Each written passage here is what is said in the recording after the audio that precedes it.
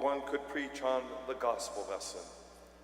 The passage which speaks to us today about one of the miracles of Christ, about the feeding of the people, to talk about our emptiness of soul and heart and mind, and how it is necessary for Christ to nourish us. Because while food of the world is good, it lasts only so long. And the love and the truth of Jesus Christ lasts forever. But I would rather speak to you for a moment about the epistle reading. And those of you who weren't in church to hear it should certainly take it home with you and read it and study it.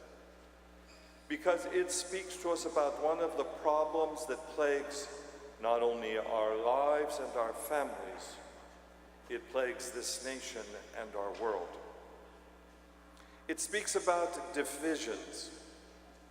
It speaks about communities that begin to fall apart.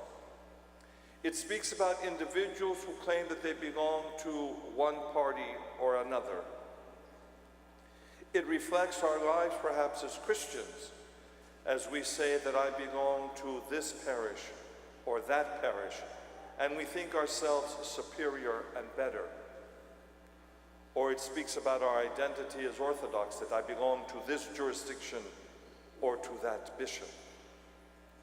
But it also speaks about our society, even in our day and time in this nation, when we see that we're torn apart by politics and by problems that eat away at the very heart of our society.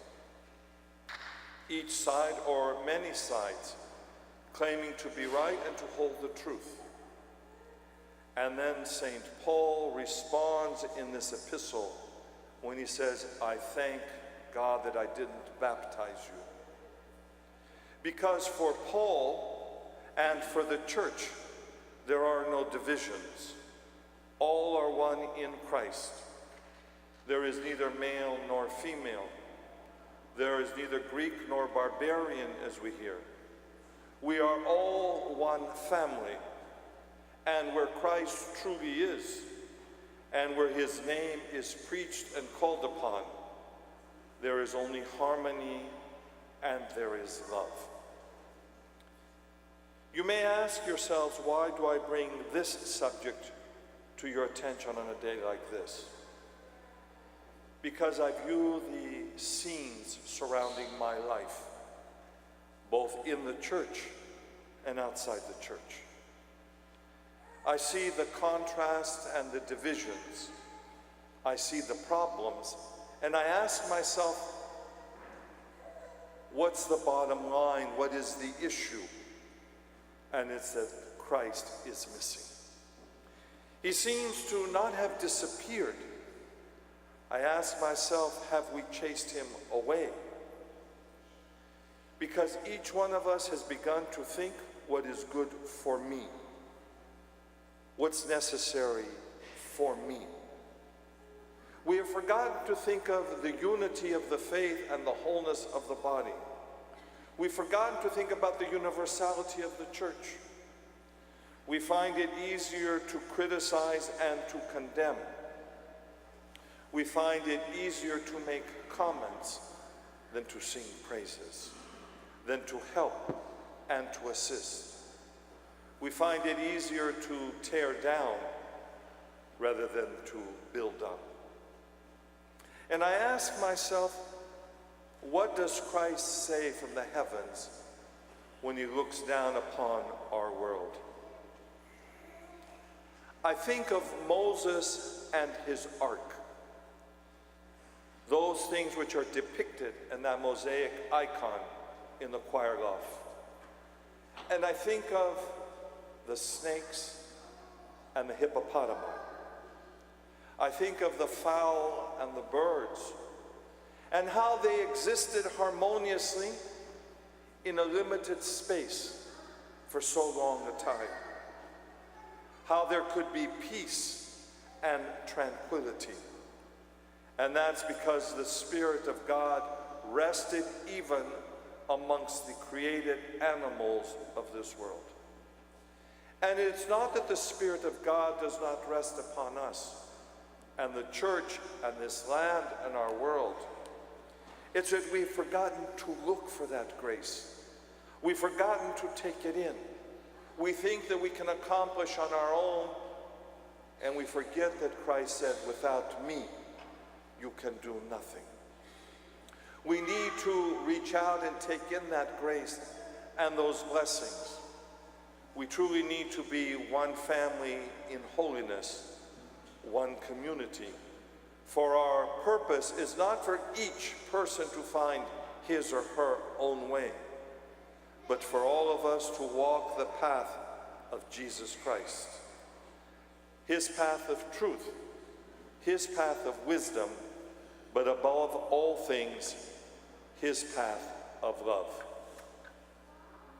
In my comments, I'm not making political statements because I really don't care about politicians and their lies. From the pulpit, we don't either have to defend them or tear them down. But I care about the souls and the lives of people, because Christ has placed me as a shepherd over a flock. He's placed me and the clergy here to preach the word and to keep you in the unity of faith, in the oneness of heart and mind. He's placed us here to direct the community and to help you through your struggles and your problems so that we can find salvation in Jesus Christ and in his truth. Last night I had a wonderful dinner. There happened to be here a professor from Oral Roberts University. He and his wife were visiting the area. So my godson and I joined them for dinner. Some people will say, well, what could you discuss with a professor from Oral Roberts University? And of course, besides the mundane issues and problems, we also talked about ministries and giving and doing. We talked about some forms of cooperation and tried to understand one another, because there is a unity, even of faith, with these people who are Christian. And I have told you before, and I remind you that if we Christians don't know how to work together and don't begin to become the one body we are supposed to be, then what will we say in the judgment day before Christ and the tribunal that we will stand before? The time has come, beloved sisters and brothers, that in our homes and in our families, in our churches and our communities and in our lives, that we stop all the divisions. We stop all the issues and we come together. We come together as one family for the main purpose of preaching the gospel of salvation to a world that is troubled and living in darkness. Then and only then will we accomplish and do what we are called to do, to minister to a world that's suffering with its problems. And through the unity of faith and love, we shall bring the healing element of Jesus Christ into our world and heal the wounds and mend those things which are divided and be really the one body in his name. Amen.